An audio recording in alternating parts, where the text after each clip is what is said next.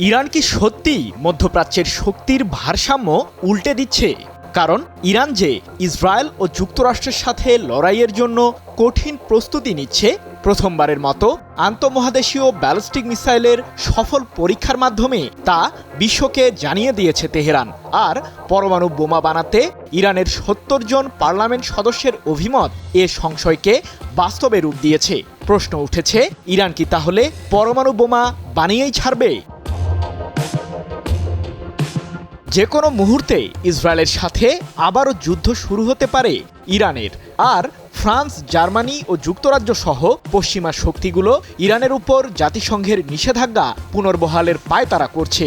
এমন বাস্তবতায় নিজেদের প্রতিরক্ষা এবং মধ্যপ্রাচ্যে পশ্চিমাদের সাম্রাজ্যকে ভাঙতে পারমাণবিক বোমা তৈরির দাবি জানিয়েছেন ইরানের কট্টরপন্থী আইন প্রণেতারা।